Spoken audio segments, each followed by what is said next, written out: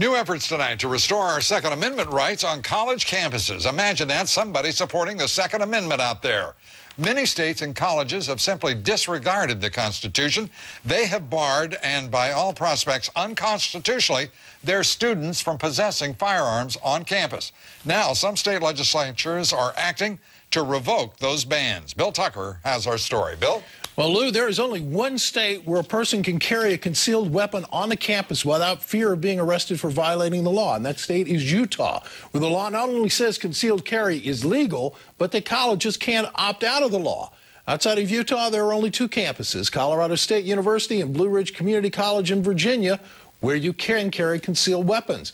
But that may be about to change. In 10 states, there are bills which would allow for concealed carry of weapons on college campuses. There are 3 states looking at going in the other direction. They have bills pending specifically to prohibit the carry of concealed weapons.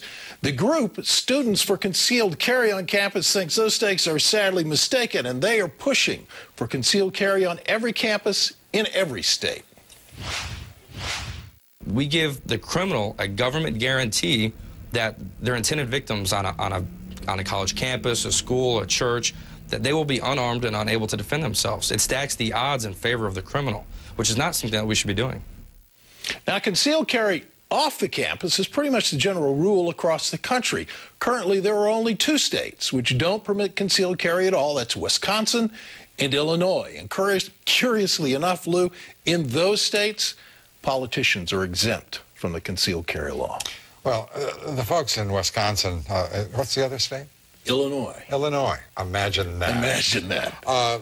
Those 2 states, folks ought to just get one would hope they have the right of public initiative referendum and could overturn that. But I mean, every time politicians give themselves something that the public doesn't enjoy, there's a pretty good sign that you've got a bunch of rats in your political body.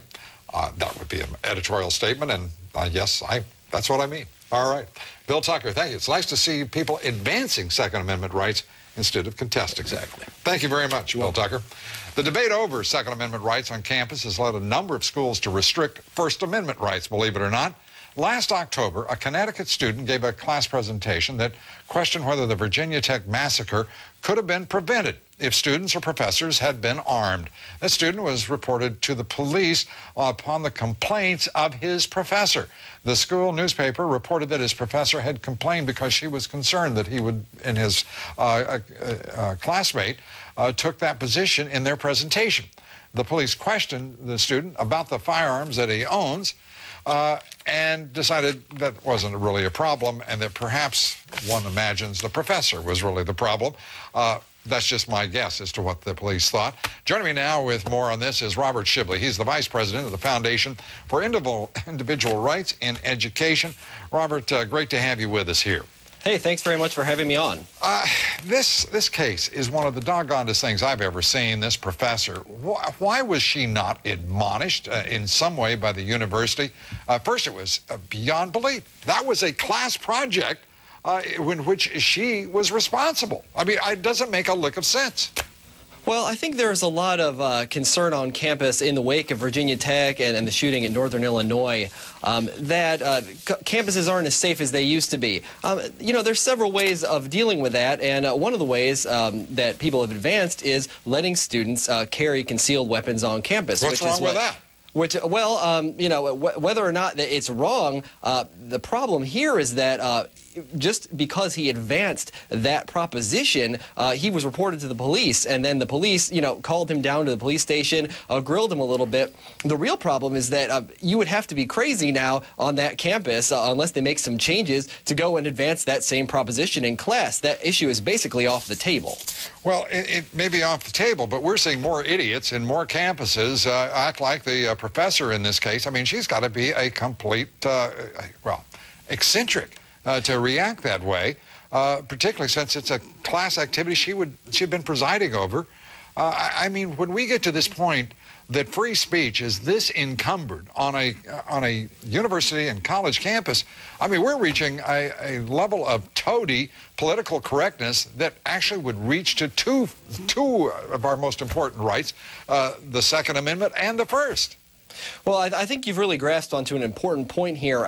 You know, I think there's a real trend developing where people who have pro-gun speech on campus are particularly seeing some problems. At Colorado College, for instance, 2 students who merely mentioned a gun in a flyer that was mocking a flyer from a feminist group were actually convicted of violence just for simply putting the specifications of a gun in a flyer. You know, you mentioned Students for Concealed Carry on Campus earlier. They have an empty holster protest that their groups like to have. One community college in Texas simply banned the empty holster protest, saying that, you know, it was not appropriate speech for a college campus. What college was that? Do you remember? That was, I believe that was Tarrant County College. Because we really should give them all the publicity we could, because they're a bunch of ignorant fools. I mean, that's just ridiculous. And I can't believe a Texan would put up with that. But I guess they did. You know, you say it's not an isolated case. I mean, suspending a student at Hamline University, for example, for sending an email advocating concealed carry, the student was required to undergo mandatory psychological testing for taking a political position. I mean, you'd wipe out all of Washington, D.C. Capitol Hill would be a ghost town if we were to do that. Well, yeah, I think that was a particularly disturbing one you mentioned, because the suggestion was actually that he had a mental health problem because he suggested that students should be able to carry concealed weapons on campus. You know, people are afraid, and I understand that, but at the same time, we need to use logic and reason in order to determine, you know, what's a real threat on campus, and I think sometimes that's fallen by the wayside with this issue. Yeah, I wish it were just on college campuses, but that kind of ignorance is, well, it's abroad in the land, as it were. Thank you very much, Robert Shibley, for being with us. We appreciate it. Thanks so much. Thank you.